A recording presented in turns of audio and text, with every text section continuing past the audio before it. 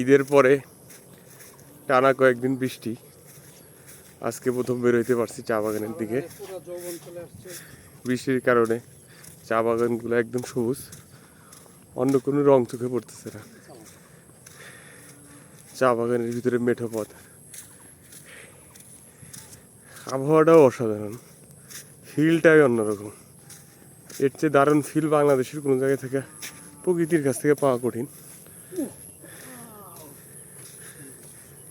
একদিকে চা বাগান, সমতল চা বাগান, একদিকে টিলা, আর একদিকে বন বন জঙ্গল, সামনে হারিয়ে যাওয়ার রাস্তা।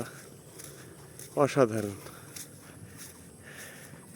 মেন্টালি রিল্যাক্স হওয়ার জন্য এর চেয়ে আর অসাধারণ কোনো কিছু হইতে পারে না।